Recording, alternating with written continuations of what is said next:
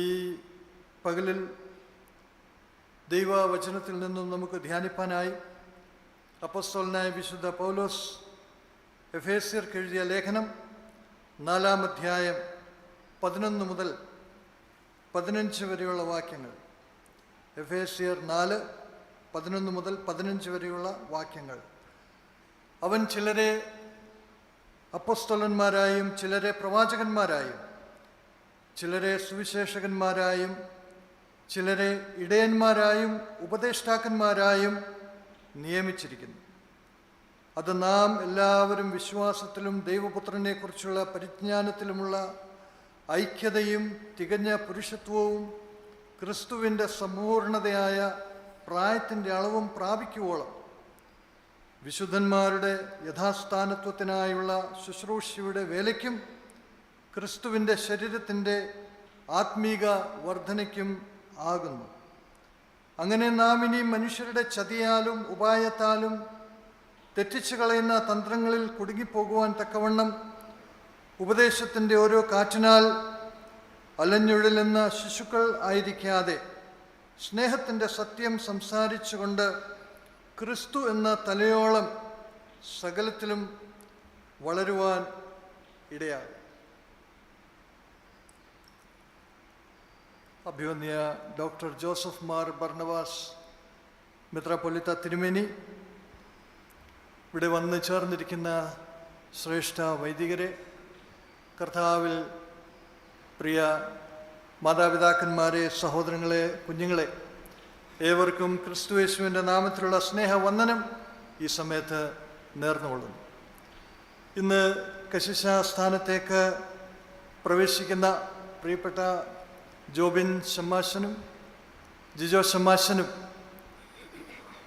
എല്ലാവിധമായിട്ടുള്ള പ്രാർത്ഥനാശംസകൾ സെമിനാരിയുടെ പേരിലും എൻ്റെ വ്യക്തിപരമായ പേരിലും ഈ സമയത്ത് നേർന്നുകൊള്ളുന്നു. ഇവർ രണ്ടുപേരും ഇവിടെ സന്നിഹിതരായിരിക്കുന്ന ഈ വർഷം ഷമ്മാശ സ്ഥാനത്തേക്കും കശിശ സ്ഥാനത്തേക്കും പ്രവേശിച്ചിട്ടുള്ള എല്ലാവരും സെമിനാരിയുടെ വിദ്യാർത്ഥികളാണ്, ഞങ്ങളുടെ വിദ്യാർത്ഥികളാണ് എന്ന് പറയുന്നതിൽ വലിയ അഭിമാനമുണ്ട്, സന്തോഷമുണ്ട്. ഇവിടെ വചനം പങ്കുവയ്ക്കുവാൻ അവസരമൊരുക്കി തന്ന അഭിമന്യ തിരുമേനിയോടുള്ള സ്നേഹവും ആദരവും കടപ്പാടും ഈ സമയത്ത് അറിയിക്കുക. ഇന്നത്തെ ദിവസത്തിൻ്റെ പ്രത്യേകത അഭിമന്യ തിരുമേനി പറയുകയുണ്ടായി. 3 മുഹൂർത്തങ്ങൾ സംയോജിക്കുന്നതായിട്ടുള്ള ദിവസമാണ്. 80ാമത് സ്വാതന്ത്ര്യ ദിനം നാം കൊണ്ടാടുന്നു. നവീകരണ ദിനമായി നാം ആചരിക്കുകയും ഓർക്കുകയും ചെയ്യുന്നു. 15 നോമ്പ് വീടലിൻ്റെ ദിനം കൂടെയാണ്. സ്വാതന്ത്ര്യ സമര സേനാനികളുടെ ധീരത, അവരുടെ ജാഗ്രത, സഭയുടെ നവീകരണകർത്താക്കളുടെ അചഞ്ചല വിശ്വാസം, അവരുടെ വചനത്തിൻ്റെ പ്രകാശം, കന്യകമറിയാമിൻ്റെയും മറ്റ് പരിശുദ്ധരുടെയും സമ്പൂർണ്ണ സമർപ്പണവും വിശ്വാസധീരതയും ഇന്ന് പട്ടമേൽക്കുന്ന നിങ്ങളിൽ വിളങ്ങട്ടെ എന്ന് പ്രത്യേകമായിട്ട് പ്രാർത്ഥിക്കുന്നു. ഇതൊരു പുതിയ തുടക്കമാകട്ടെ എന്ന് പ്രത്യേകമായിട്ട് ആശംസിക്കുകയും പ്രാർത്ഥിക്കുകയും ചെയ്യുന്നു. ഇന്ന് നാം വായിച്ചു കേട്ട വേദഭാഗത്തെ ആസ്പദമാക്കി 2 ചിന്തകൾ പങ്കുവയ്ക്കുവാനാണ് ഞാൻ ആഗ്രഹിക്കുന്നത്. എഫേസ്യർക്ക് എഴുതിയ ലേഖനം നാം വായിക്കുമ്പോൾ പൗലോസ് അപ്പോസ്തലൻ സഭയെക്കുറിച്ച് വളരെ ഉദാത്തമായ ദർശനങ്ങളാണ് നൽകിയിരിക്കുന്നത്. ഹൈ എക്ലീസിയോളജി അവിടെ നൽകിയിട്ടുണ്ട്. സഭ ഒരു മാനുഷിക സ്ഥാപനമല്ല, സഭ ദൈവത്തിൻ്റെ സൃഷ്ടിപ്പാണ്, ദൈവത്തിൻ്റെ ദാനമാണ്.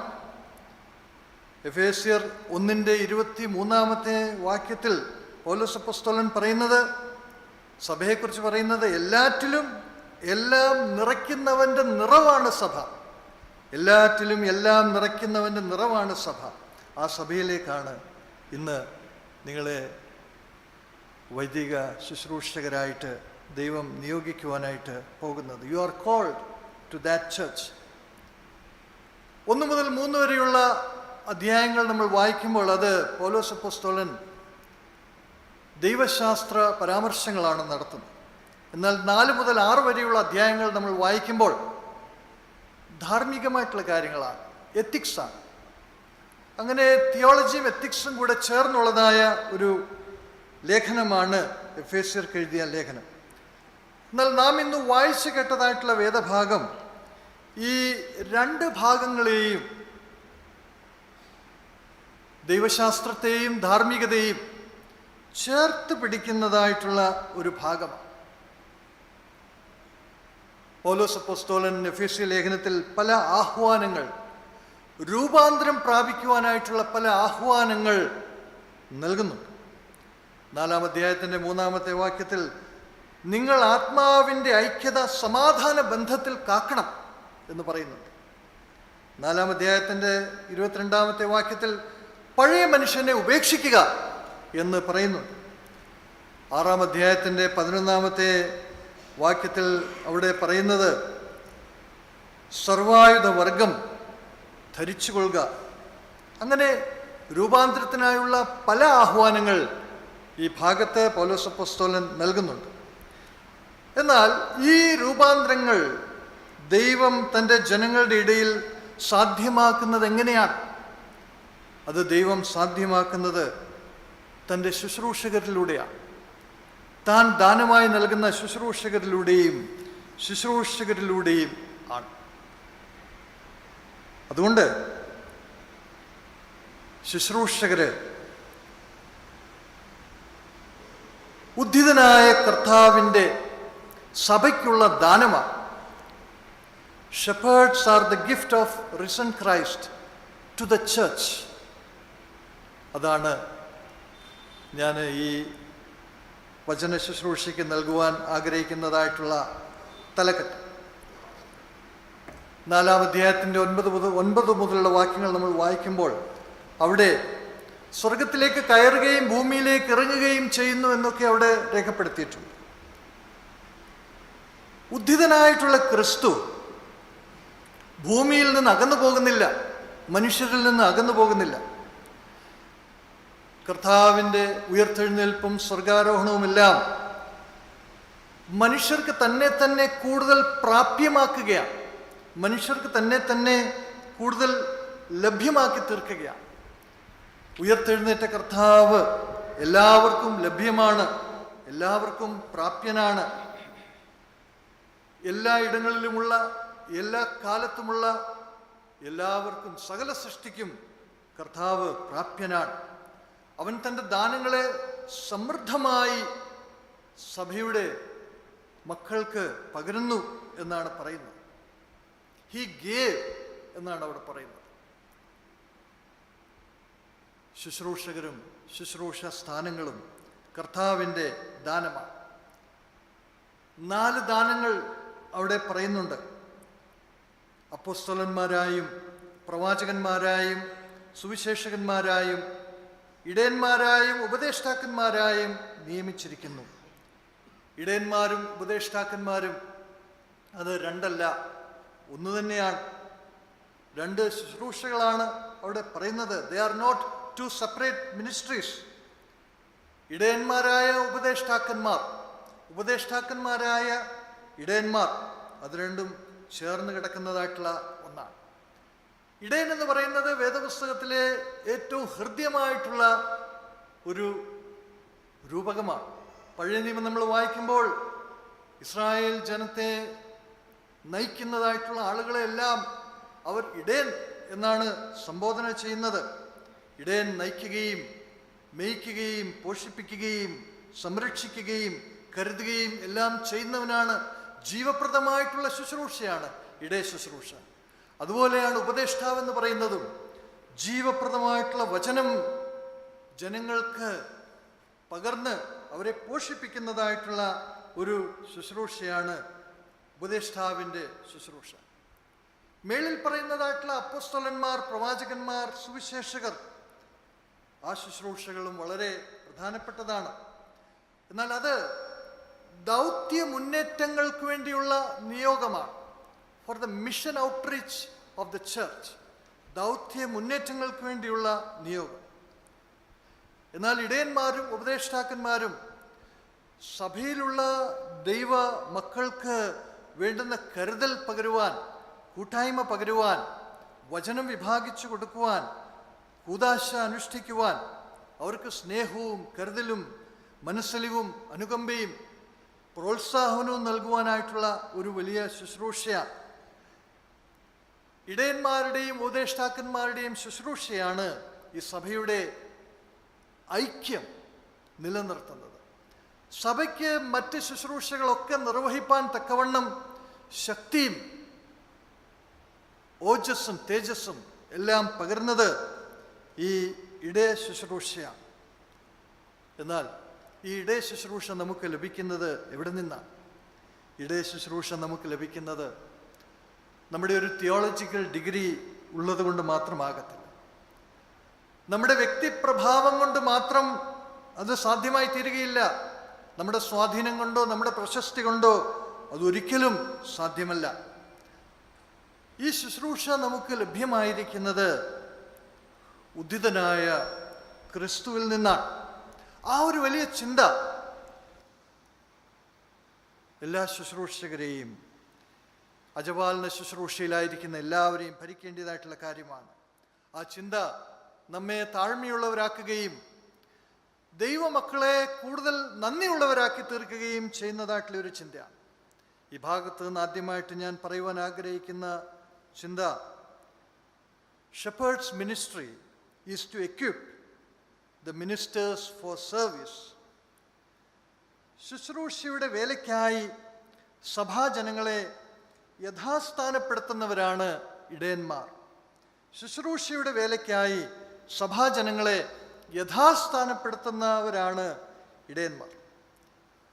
യഥാസ്ഥാനപ്പെടുത്തുക എന്നാണ് മലയാളം വേദപുസ്തകത്തിൽ രേഖപ്പെടുത്തിയിരിക്കുന്നത്.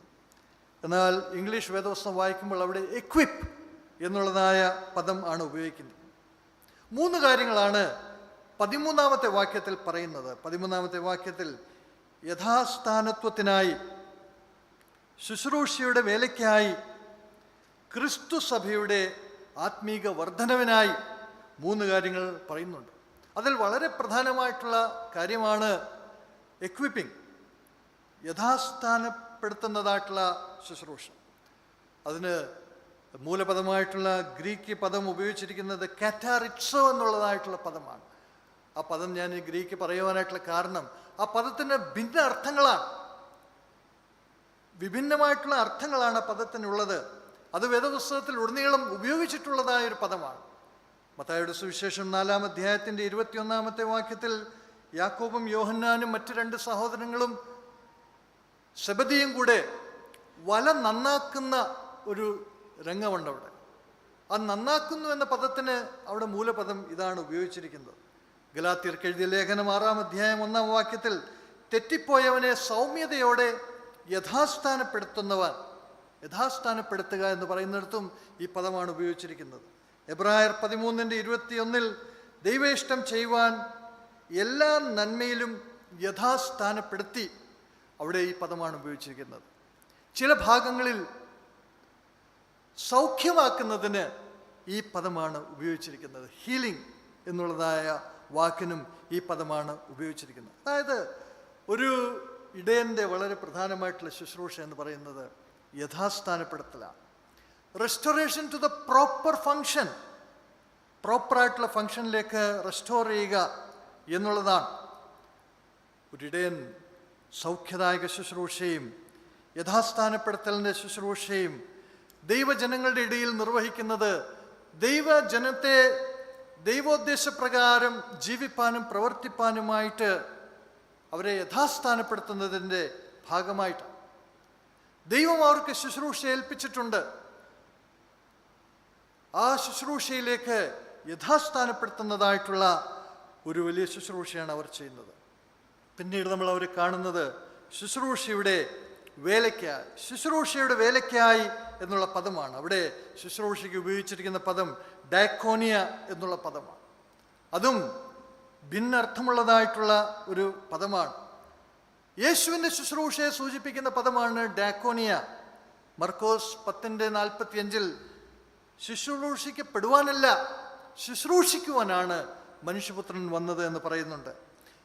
ജനങ്ങളുടെ സാധാരണ പ്രവൃത്തികൾ, പീപ്പിൾസ് മിനിസ്ട്രി ആൻഡ് സർവീസ്. മർക്കോസിൻ്റെ സുവിശേഷം 1-ാം അധ്യായത്തിൻ്റെ 31-ാമത്തെ വാക്യത്തിൽ പത്രോസിൻ്റെ അമ്മാവിയമ്മ പനി വിട്ടുമാറി അവരെ ശുശ്രൂഷിച്ചു. അവിടെയും ആ പദമാണ് ഉപയോഗിച്ചിരിക്കുന്നത്. മത്തായിയുടെ സുവിശേഷം 25-ാം അധ്യായത്തിൻ്റെ 44-ാമത്തെ വാക്യത്തിൽ കർത്താവേ, നീ എപ്പോൾ വിശന്നോ ദാഹിച്ചോ അതിഥിയോ നഗ്നനോ രോഗിയോ തടവിലോ ആയിട്ട് ഞങ്ങൾ ശുശ്രൂഷിക്കാതിരുന്നില്ല. അവിടെയും ഡാക്കോനി എന്നുള്ളതായ പദമാണ്. അതായത് ഇവിടെ പറയുന്ന ശുശ്രൂഷയുടെ വേലയ്ക്കായി എന്ന് പറയുമ്പോൾ ഓൾ മിനിസ്ട്രി, എല്ലാ ശുശ്രൂഷകളെയുമാണ് അത് സൂചിപ്പിച്ചിരിക്കുന്നത്. ശുശ്രൂഷ എന്ന് പറയുന്നത് ഇടയന്മാരുടെ മാത്രം ഒരു ശുശ്രൂഷയല്ല, ദൈവജനത്തിൻ്റെ ആകമാനമായിട്ടുള്ളതായ ഒരു ശുശ്രൂഷ. എന്നാൽ ഇടയന്മാർ ഈ ശുശ്രൂഷയ്ക്കായിട്ട് ദൈവജനത്തെ യഥാസ്ഥാനപ്പെടുത്തുകയാണ്. അവിടെ പുരോഹിത ആത്മായ വേർതിരിവില്ല, ക്ലർജി ലേറ്റി ഡിവിഷൻ അവിടെയില്ല. പലപ്പോഴും അങ്ങനെയുള്ളതായ ഡിവിഷൻ വരുമ്പോൾ അത് സഭയെ, കർത്താവിൻ്റെ തിരുസഭയെ അത് വല്ലാതെ ബാധിക്കുന്നതായിട്ടുള്ള ഒരു അവസ്ഥയിലേക്ക് വരും. ഓരോ വിശ്വാസിയും ശുശ്രൂഷകനോ ശുശ്രൂഷകയോ ആണ്. ഇടയൻ എന്ന് പറയുന്നത് ശുശ്രൂഷകർക്ക് വേണ്ടിയുള്ള ശുശ്രൂഷകനാണ്. Shepherd is the minister to ministers.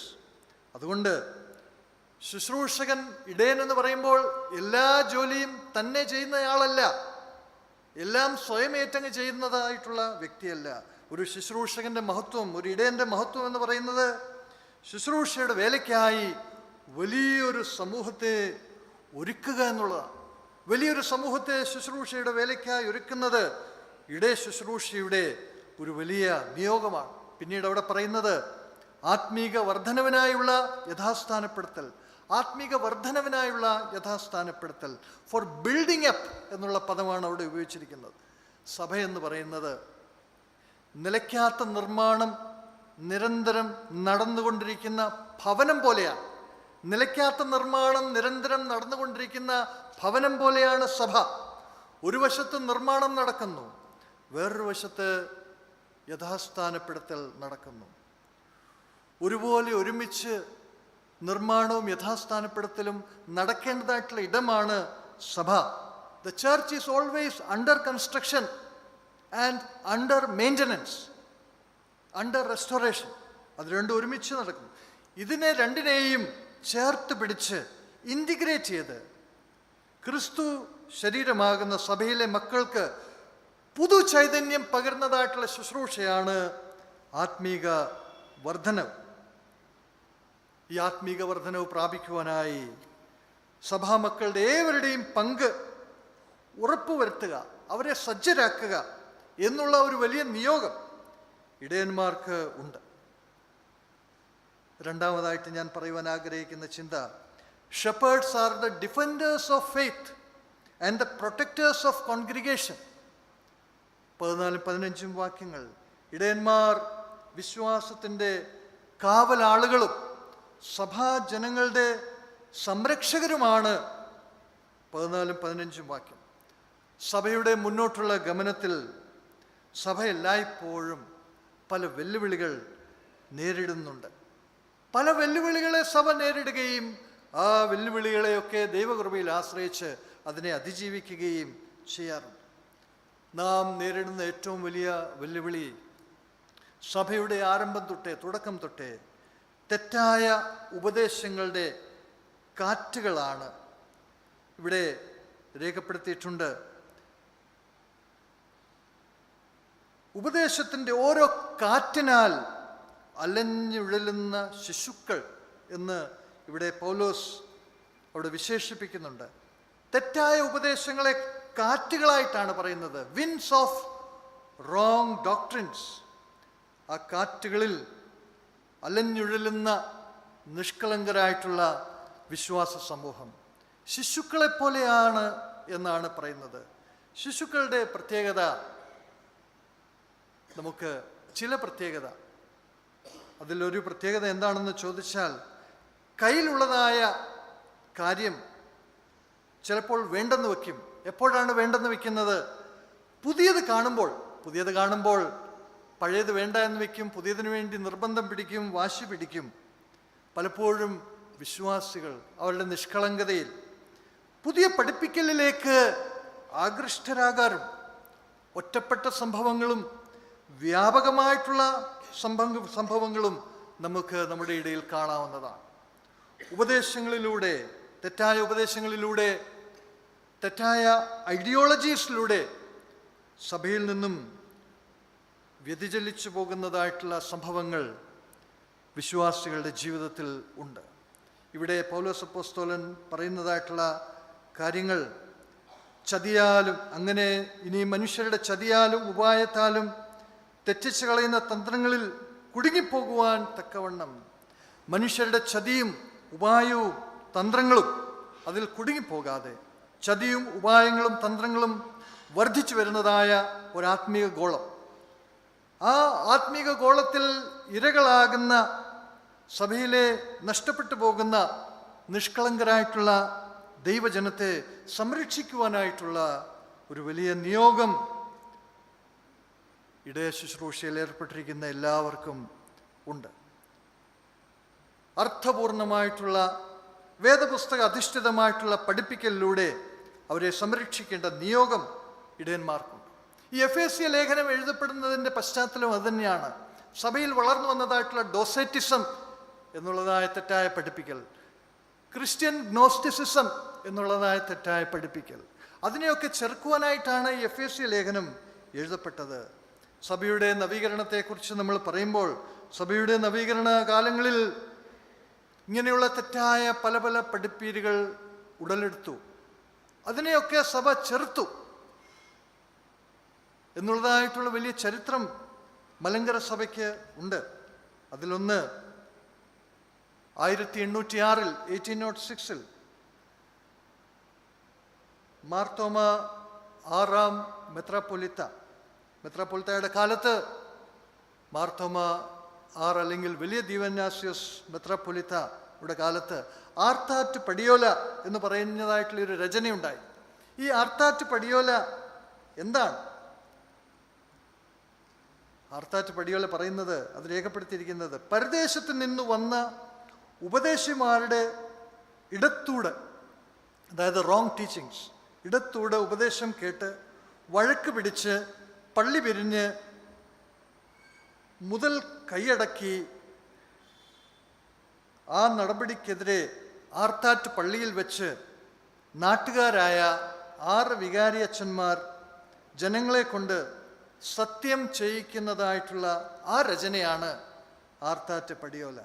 അങ്ങനെ സഭയുടെ ഓരോ ചരിത്രഘട്ടങ്ങളിലും ഈ നവീകരണ സഭ ആരംഭകാലത്ത് എങ്ങനെയാണ് തെറ്റായ പഠിപ്പീരുകളെ ചേർത്തത് എന്ന് നമുക്ക് മനസ്സിലാക്കുവാനായിട്ട് സാധിക്കും.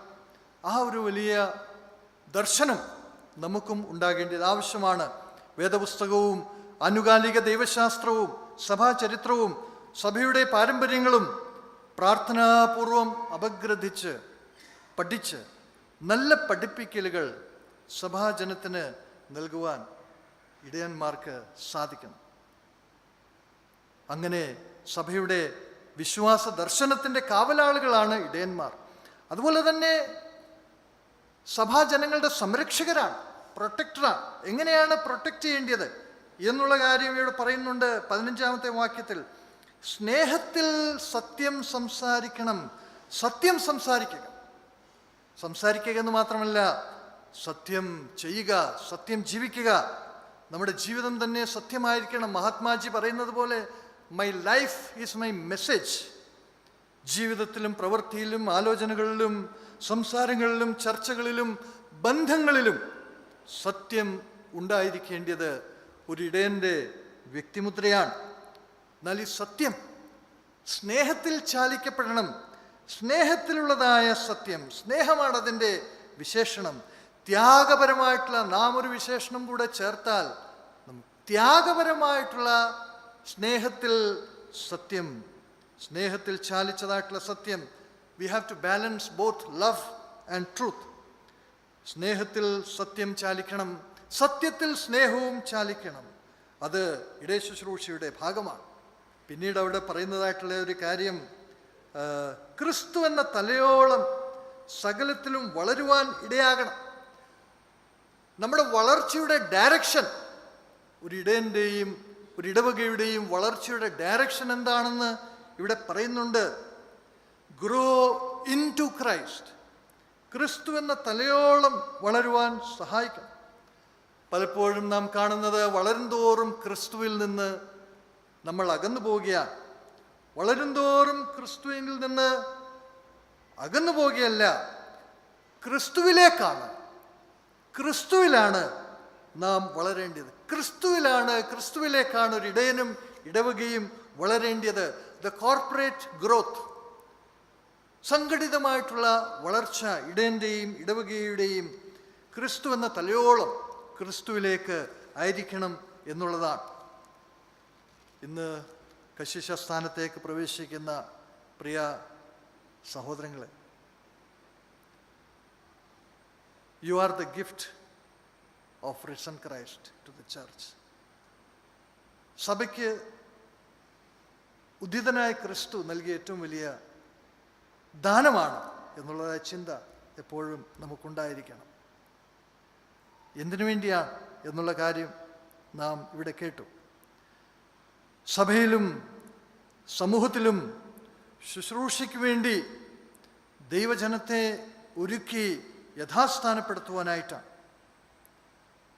വിശ്വാസത്തിൻ്റെ കാവലാളുകളാകുവാനായിട്ടാണ്, ദൈവജനത്തിൻ്റെ സംരക്ഷകരാകുവാനായിട്ടാണ് ദൈവം നിങ്ങളെ തിരഞ്ഞെടുത്തിരിക്കുന്നത്, ഈ നിയോഗത്തിലേക്ക് പ്രവേശിപ്പിച്ചിരിക്കുന്നത്. കോൺഗ്രിഗേഷനോട് പറയുവാനായിട്ടുള്ളത്, ഇന്ന് ഇവർ കശീശ സ്ഥാനത്തേക്ക് പ്രവേശിക്കുന്നത് നിങ്ങൾക്ക് വേണ്ടി ശുശ്രൂഷ ചെയ്യുവാനല്ല, നിങ്ങളോട് ചേർന്ന് ശുശ്രൂഷ ചെയ്യുവാനായിട്ടാണ്, നിങ്ങളിലൂടെ ശുശ്രൂഷ ചെയ്യുവാനായിട്ടാണ്. ഇന്നു മുതൽ അവർ ഇടയന്മാരാണ്. ഇടയന്മാരാണെങ്കിലും നിങ്ങൾ ഓർക്കണം, അവരും ആടുകളാണ്. അവരെ പ്രാർത്ഥനയിൽ ബലപ്പെടുത്തേണ്ടത് കോൺഗ്രിഗേഷൻ്റെ ഒരു വലിയ ശുശ്രൂഷയാണ്. You are also ordained. നിങ്ങളും വിശുദ്ധ മാമോദിസായിലൂടെ പൗരോഹിത്യ ശുശ്രൂഷയിലേക്ക് പ്രവേശിച്ചിട്ടുള്ളവരാണ്. അതുകൊണ്ട് ദൈവത്തിൻ്റെ ദാനങ്ങളെ നിങ്ങൾ സന്തോഷത്തോടുകൂടി സ്വീകരിക്കുകയും അവർക്ക് വേണ്ടി പ്രാർത്ഥിക്കുകയും ചെയ്യണം. ഭാഗ്യസ്മരണീയനായിട്ടുള്ള ഈശോമാർ തിമോത്തിയോസ് ഇപ്രകാരം പറയുകയുണ്ടായി. മെത്രാനായ ശേഷം അദ്ദേഹം തോന്നിയാമല ഇടവകയിൽ ചെന്ന് പറഞ്ഞു, ഞാൻ സമുദ്രത്തിൻ്റെ ആഴത്തിൽ നിന്ന് മുത്തു ശേഖരിക്കുന്നവനെ പോലെയാണിപ്പോൾ. മുങ്ങുന്നവൻ അരയിൽ കയറ് കെട്ടിയിരിക്കും. അപകടം വന്നാൽ വലിച്ചു കയറ്റുവാൻ വേണ്ടി പ്രാർത്ഥനയാകുന്ന കയറിൻ്റെ ഒരറ്റം ഞാൻ നിങ്ങളെ ഏൽപ്പിക്കുകയാണ്. ആ അറ്റം ഒരിക്കലും വിടരുത്. അതുകൊണ്ട് നിങ്ങളുടെ പ്രാർത്ഥന ഇന്ന് പട്ടമേൽക്കുന്ന ഈ പ്രിയപ്പെട്ട സഹോദരങ്ങൾക്കും ഈ നാളുകളിൽ പട്ടമേൽക്കുന്ന എല്ലാവർക്കും വളരെ ആവശ്യമാണ്. ഈ പട്ടമേൽക്കൽ ശുശ്രൂഷ സഭയ്ക്ക് തന്നെ ഇടവയ്ക്ക് തന്നെ നമുക്കെല്ലാവർക്കും ഒരു പുതിയ തുടക്കമാകട്ടെ എന്ന് പ്രാർത്ഥിക്കുകയും ആശംസിക്കുകയും ചെയ്യുന്നു. ദൈവം നമ്മെ അനുഗ്രഹിക്കട്ടെ.